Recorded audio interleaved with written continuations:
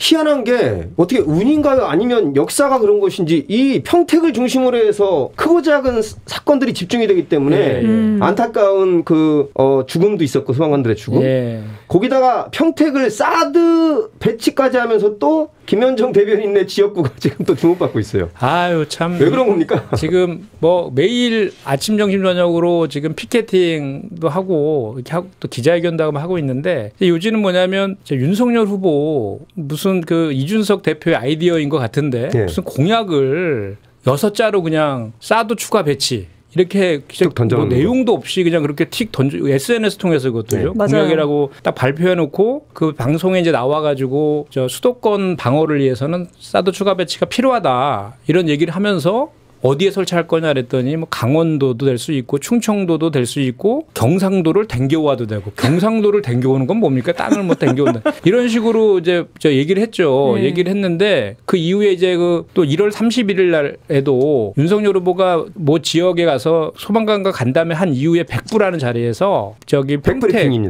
평택의 주한미군도 얘기도 했어요. 그리고 또 김재섭 저기 비대위원 또 수도권 주민들 평택 또는 충남 뭐 평택의 주한미군 또는 충남의 계룡대 안에 설치할 수 있다. 이렇게 발언을 평택을 했거든요. 자, 그럼 국민의힘에서 나온 얘기가 강원도, 경상도 당겨온다. 충청도 계룡대 안에 있는 거기다가 육군 본부가 있죠.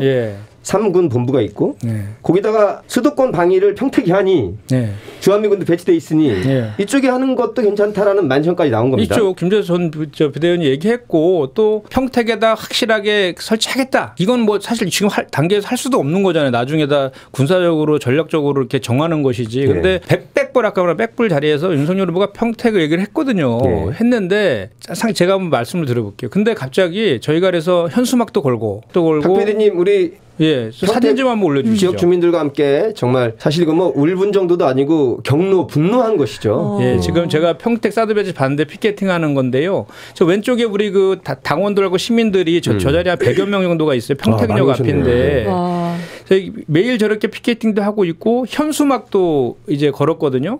현수막 사진 혹시 없나요? 계속 여기 이제 같이 이제 모여서 사드 배치 망원 처리하라는 그 사진이고요. 다음 사진이 요거는 이제 우리 평택 갑을 우리 지역위원회에서 긴급 기자회견을 어제 했습니다. 국힘도 동참해야죠, 사실은. 지역구를 책임지는 유이동 씨라든가 뭐 몇 명이. 저 기자회견을 한 이유가 뭔지 아세요? 사드 배치 공약을 한 거는 국힘당이잖아요. 안보를 이용해서 이제 그 표를 이제 구하겠다는 그런 포퓰리즘 공약을 낸 건데 저희가 이제 당연히 평택이 언급이 되니까 우리는 평택의 시민의 안전과 국민의 안전 또는 저 사드 추가 배치 자체를 저희는 반대하지만 또 우리 평택의 정치인이니까 평택과 관련된 이제 반대 행동들을 하고 있는데 긴급 기자회견을 열어가지고 우리가 사드 공갈단이랍니다. 우리 더불어민주당이. 뭔 말이에요? 사드 배치를 한다라고 평택이 한다라고 그 후보가 직접 얘기하지도 않았는데 왜 그 마치 한 것처럼 주민 불안을 조성하고 이렇게 행동하느냐 이렇게 기자회견을 한 거에서 저희 너무 기가 막히잖아요. 그래서 저희가 그거에 반박하는 기자회견을 했던 게 좀 전에 그 사진이에요. 사진이고 혹시 현수막 사진 없나요? 요거는 이제 저희가 이제 이런 행동들을 한 이후에 저 지지 선언이 지역에서 이제 시민분들이 지지 선언을 많이 하고 있는데 저 지지 선언 내용을 보시면 사드 배치 결사 반대 저것 때문에 우리 이재명을 지지하겠다라는 분들이 생겨나고 있는 사실은 거예요. 뭐 평택시뿐만 아니라 경기도의 일부 지역뿐만 아니라 충청도도 말한 대로 충청의 계룡대라는 것은 대한민국 3군 본부가 있는 곳인데요. 북방의 핵심인데 이거는 강원도 분들이나 충청도 분들이나 경기도 분들이나 혹은 당겨오겠다는 경상도 분들이 들어도 사드의 추가 배치 자체가 불필요할 뿐만 아니라 위험할 뿐만 아니라 어느 지역에다가 심어 놓겠다라는 생각 자체가 정말로 무식할 뿐만 아니라 반평화적인 처사예요. 군대도 안 갔다 온 소총도 안 잡으면 윤석열 씨가. 그리고 지금 우리가 이제 그때 기억나지 않습니까? 2017년도에 그 성주에 사드 배치할 때 사전에 우리 주민분들한테 이런 방법도 없이 그냥 일방적으로 결정하고 얼마나 많은 저항이 있었어요. 배치하면 그때는 그래도 미국 돈으로 1조 5천억 들여서 설치했거든요. 이번에 윤석열 후보의 공약은 우리 돈으로 직접 설치한다 그러잖아요. 그것도 그때도 뭐 미국의 요구 때문에 어쩔 수 없이 했다. 그래서 중국에서 엄청나게 우리한테 제재를 가했잖아요. 사드 전국 때 우리 중국에서 우리 관광 제재하고 그래서 우리가 입은 타격은 말로 할 수가 없습니다. 그때 뭐 17조에서 22조 정도의 경제적 타격을 입었고 기업들이 막 도산했다라고 나와 있거든요. 관광사업은 망했고요 한때. 그런데 그 성주 경상도에 있는 성주에조차도 그런데 이 수도권인 그리고 우리 평택이 언급된 이유 중에 하나가 뭔지 아세요? 평택의 그 수도권의 주민들이 위험할 수 있어서 수도권이 아닌 평택 또는 충남에 설치할 수 있다. 이렇게 얘기한 게 김재섭이 전 비대위원이 한 얘기인데. 참 무식한 얘기예요. 평택이 수도권 아닙니까? 아니. 평택도 경기도인데. 사실 수도권이고 아니고를 떠나서 그렇게 중요하면 가장 비싼 집이 있는 아크로비스타 지하에다가 강남 3구 4구에다가 해놓죠. 지네들의 논법에 따르면. 또 충남의 일부 시민들이 분노하고 들고 일어난 걸 떠나서 강원도 분들하고 경상도 분들도 건드려놨거든요. 예, 그래서 제가 지금 요 관련해가지고 제가 평택의 지역위원장이잖아요. 그래서 제가 이 얘기를 우리 평택 얘기를 빗대서 좀 더 좀 말씀을 좀 드리면요. 사드라는 게 고고도 미사일 방어 체계잖아요. 그래서 원래는 번데기 발음은 따드인데 사드라 그랬다고 어떤 무식한 정치인이 S자도 모른다고 참 무식한 T자죠. T자로 시작한 건데. 그래서 실제로 수도권 쪽에 방어하는데 효과도 없을 뿐만 아니라 없다라는 게 전문가들의 진단이고. 그렇습니다. 그리고 브룩스 전 주한미군 사령관조차도 한국의 추가적인 사드 배치는 필요 없다. 이렇게 얘기했잖아요. 예.